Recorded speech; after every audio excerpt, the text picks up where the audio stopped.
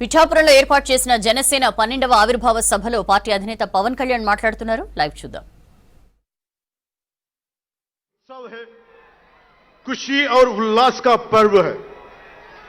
इस शुभ अवसर पर मैं इस मंच से पिठापुरम से आप सभी को होली की हार्दिक शुभकामनाएं देता हूं।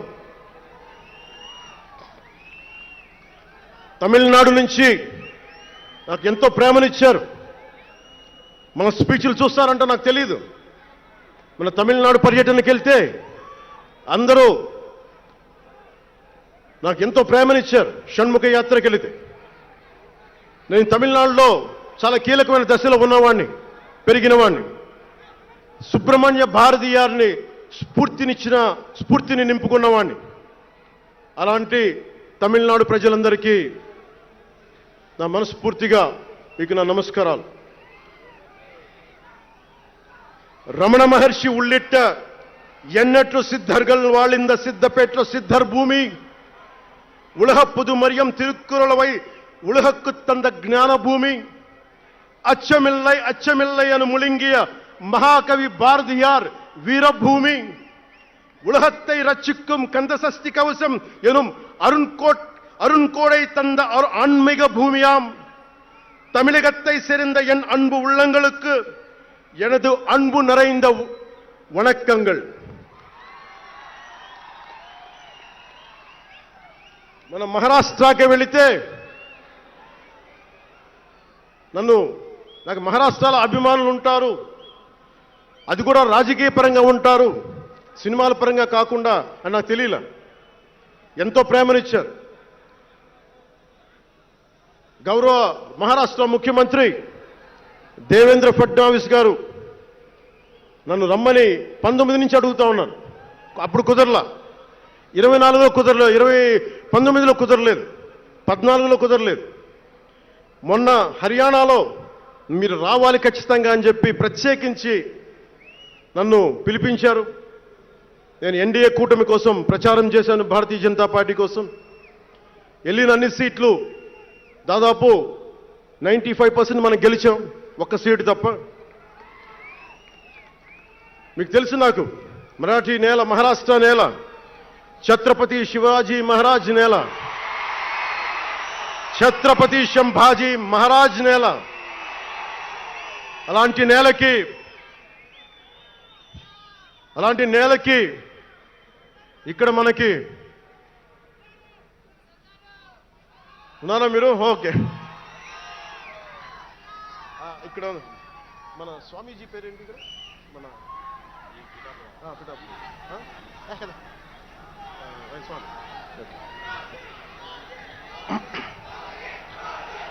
छत्रपती शिवाजी महाराज आणि छत्रपती संभाजी महाराज यांच्या महाराष्ट्र भूमीतून आलोल्य सोलापूर, लातूर, बिल्लारपूर सारख्या जिल्ह्यांतील जनसैनिकांना माझा मनपूर्वक नमस्कार.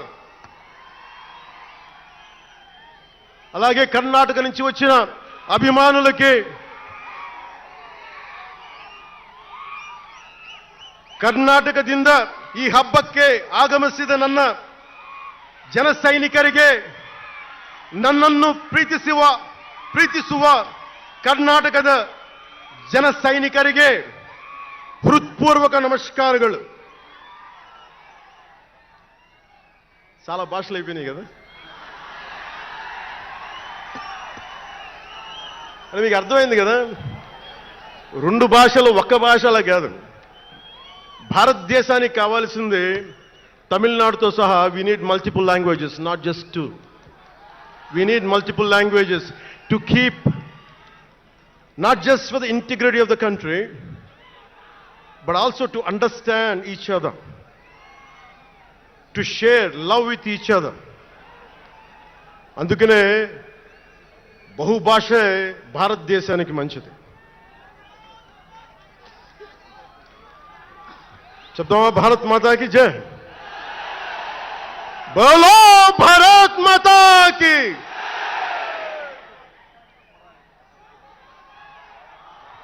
అలాగే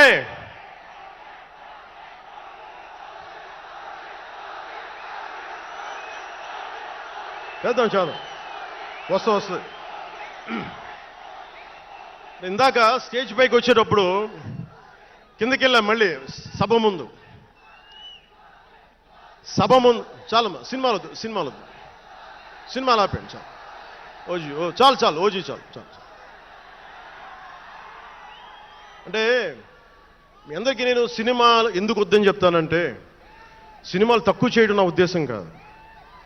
మీరు ఓజీ సినిమాకి వెళ్ళి జనసేన జిందాబాద్ అని ఎలా అనకూడదు, ఇక్కడికి వచ్చి సినిమా ఎందుకు అనకూడదంటే, ప్రాణాలు తెగించినారు ఇక్కడ వాళ్ళందరూ, ఇక్కడ జన సైనికులు.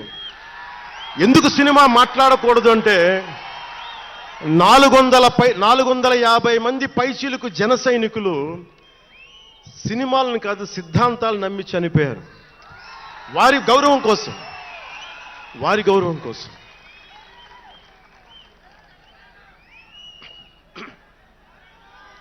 ఇందాక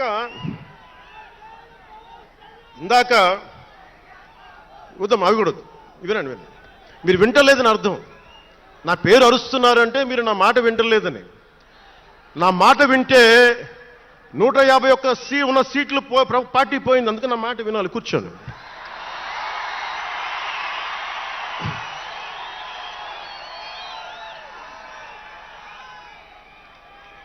ముందుగా నేను 11 సంవత్సరాల క్రితం పార్టీ పెట్టినప్పుడు, ఈరోజు మీకు డేటాలు చెప్పను, ఎన్డీఏ ప్రభుత్వం గురించి వీటిని చెప్పను. నేను మీతోటి 11 సంవత్సరాలు పార్టీని ఎలా నడిపాం, ఏ బేసిస్తో నడిపాం, నా కష్టాలేంటి, నేను పడ్డ ఇబ్బందులేంటి, కొన్ని పంచుకుంటాను. అన్నీ పంచుకుంటే సంవత్సరం కావాలి. నేను ఓటమిలు ఎలా ఉంటాను, గెలుపులు ఎలా ఉంటాను. మీరు నా గుండెల్లో పెట్టుకున్న వాళ్ళు, మీరందరూ నా గుండెల్లో పెట్టుకున్నది. మీకు మించిన కుటుంబం నాకు లేదు. అలాంటి నేను 2014లో ఒక్కడనే కూర్చొని జ్వలిస్తూ మదించిపోతూ, మన ఆలోచనతో మధిస్తూ, ఎలా చెప్పాలి, పెద్ద రాజకీయాల మీద నా చాలామందితో కసరత్తులు చేసిన వాడిని కాదు. 2009లో అప్పుడు రాజకీయ ప్రస్థానం తప్ప. 2003లో నేను మా నాన్నకి చెప్పాను ఫస్ట్. ఈరోజు మా నాన్నగారు లేరు, స్వర్గస్థులయ్యారు. మా నాన్నకి మా అమ్మకి 2003లో చెప్పారు, అమ్మ నేను ఒకరోజు పాలిటిక్స్కి వెళ్తాను. మా అమ్మయ్య మా నాన్నకి నచ్చల మాట. శుభ్రమైన కెరీర్ పెట్టుకొని పిచ్చేంట్రా నీగా కానీ నేను చెప్పలేకపోయినా. ఆ రోజున నేను సినిమాలని దృష్టిలో పెట్టుకొని ఎదగలేదు, సమాజాన్ని దేశాన్ని దృష్టిలో పెట్టుకుని ఎదిగాను. సినిమా నాకు ఉపకరణం అయింది కానీ సినిమా నా జీవితం కాలం. చెప్పలేకపోయినా ఆ రోజున. నన్ను చాలామంది, మీరు అందరికీ నాకు గద్దరన్న ఎలా పరిచయం అనుకుంటున్నారు మీరు? రాజకీయాల ద్వారా కాదు. గద్దరన్న ఖుషీ సినిమా చూసి మా అన్నయ్య గారిని పట్టుకొని మా అన్నయ్య గారి దగ్గరికి వచ్చి, మా పెద్దన్నయ్య గారి దగ్గరికి వచ్చి, మీ తమ్ముడిని కలవాల్సిందే నేను. మా అన్నయ్య ఫోన్ చేశారు, అని నేను గద్దర్ గారు కలుస్తారంటారా. నాకు గద్దర్ గారంటే ఇష్టం చిన్నప్పటి నుంచి, మా నాగబాబు గారి దయ వల్ల. సరే కలిస్తే ఆయన ఎంత క్షుణ్ణంగా ఆయన పరిస్థితి చెప్పాడంటే, అరే నువ్వు దేశం కోసం సమాజం కోసం ఆలోచించేవాడివి. నీ ఏ మేరా జహా అనే పాటలో నువ్వు భరతమాతని సంఖ్యలలో బంధించి పెట్టావు కదా, నీ భావం నాకు అర్థమైందిరా అన్నాడు. నువ్వంటే నాకు ఇష్టం రా తమ్మి అని చెప్పి ఆ రోజు నుంచి మాకు స్నేహం. అది నాకు అన్నా తమ్ముడు బంధమైందని ఆయన చనిపోయేలోపు. అలాగే 2006లో నేను విపరీతంగా ఒక పిహెచ్డి కోసం, ఒక స్కాలర్ ఎలా చదువుతాడో పుస్తకాల మధ్యలో సినిమాలు చేశాను. అందుకే నా సినిమాలు మీకు నచ్చి ఉండకపోవచ్చు ఆ రోజున. కానీ నా జ్వలనాన్ని ఎక్కడో ఢిల్లీలో కూర్చొని ఒకళ్ళు, ఢిల్లీ యూనివర్సిటీలో పనిచేసే ఒక ప్రొఫెసర్, ప్రకాశం జిల్లాకు చెందిన వ్యక్తి. నాకు తెలియదు ఆయన ప్రకాశం జిల్లా వ్యక్తి. నా రోజున ఆయన వచ్చి మిమ్మల్ని కలవాలని చెప్పి ఒక నెల రోజులు నా వెంట పడితే ఆయన కలిశారు.